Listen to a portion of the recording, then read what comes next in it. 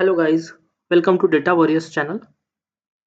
In today's tutorial, we are going to learn about composite primary key in SQL and primary key versus foreign key differences. Okay, so what all things we are going to cover?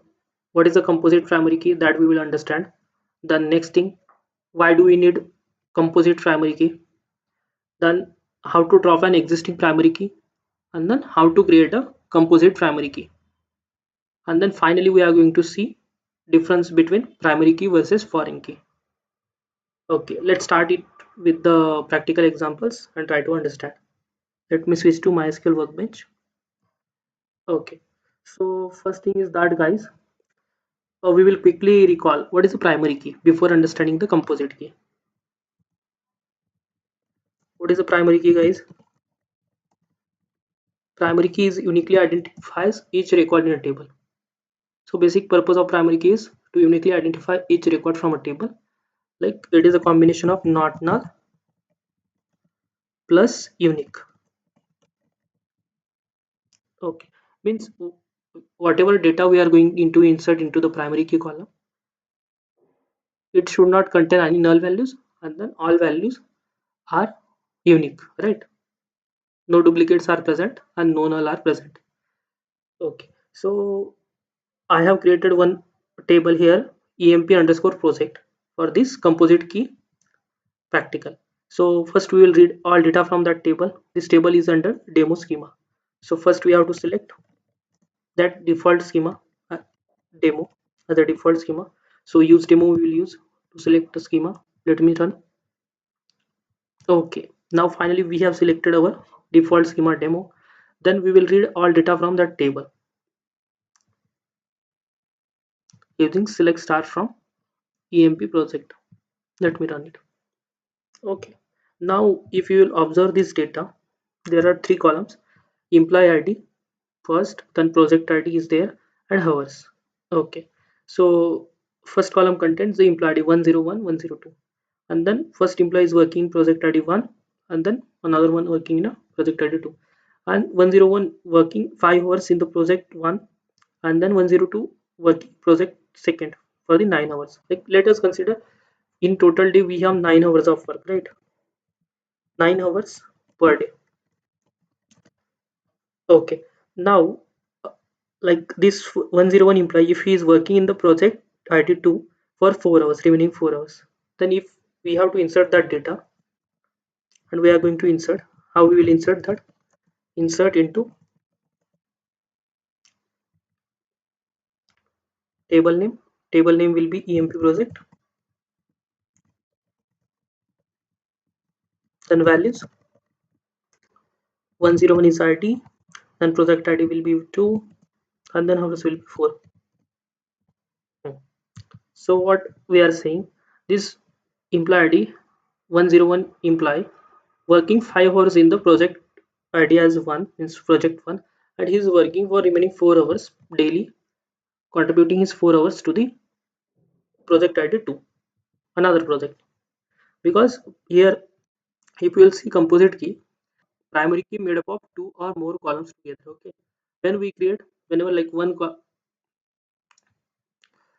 column is alone not able to like uniquely identify the records, that time we create the composite primary key. So use case, one employee, this one employee can work on multiple projects like project 31, project 32, right? So let me try to insert this. What will happen? So now just let me remind you, I have created this table by keeping employee id as a primary key. Let me insert. Okay, so we have got error, guys. Okay, our execution is failed finally.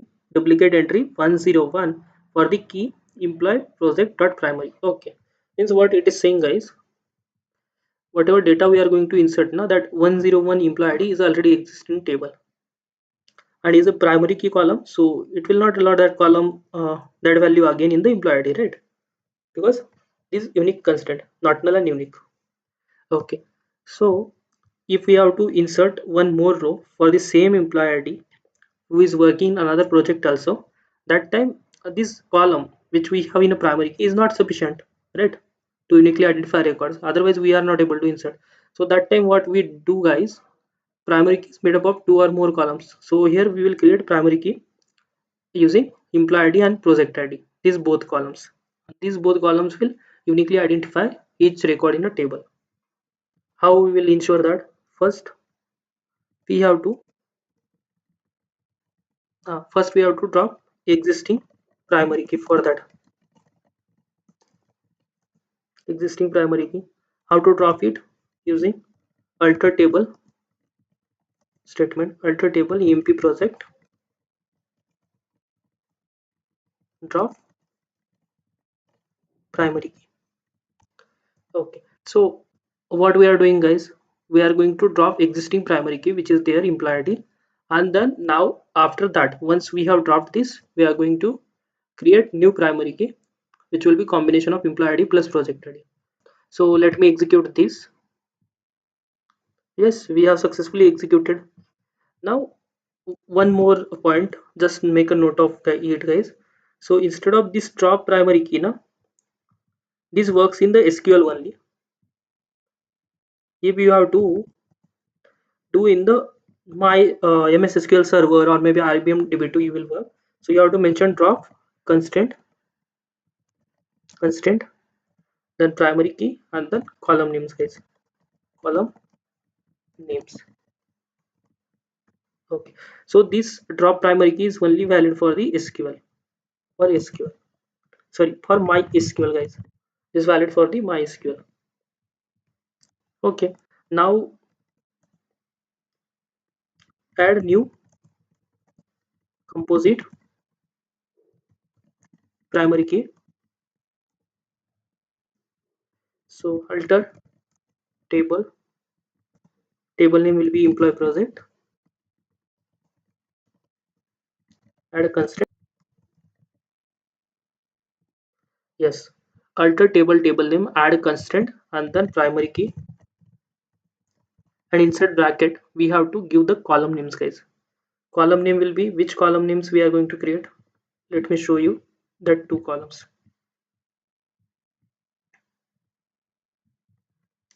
EMP underscore ID, employee ID, and then your project ID. Okay. So what we are doing here, table is already present, so that's the reason we are using alter table for adding a new constraint. So alter table name will be employee project, and then add constraint because we are adding the constraint, and which constraint primary key we are adding, which will be the composite primary key, because more than one columns we are using to create a primary key. So employee ID is one column and then project ID. Let me execute this. Yes, we have executed successfully. Now earlier when we ran this, that time it was getting failed, guys, right? So now we will execute this for the employee ID 101 who is working in the project ID second for the 2 for the 4 hours. Let me execute. Yes, execution is successful. Now let's verify the data. Right. So for employee whose ID is 101, we are having two rows now, right? First is working in project ID 1 and another project ID 2. So how it happens, guys? Employee ID is a primary key, right? But along with employee ID, we have project ID also as part of primary key. And if you will observe combination of both 101 1 and then 101 2. This combination is unique, guys. That's why two times we are able to insert 101 employee ID. Now finally we are going to move to the primary key versus foreign key difference. Let me switch to it. Okay. So what is the difference between primary and foreign key, guys? This is also one of the most important SQL question which is being asked by the interviewers. What is the purpose of primary key, guys? Primary key uniquely identifies each record in a table, right? And then what foreign key does, guys?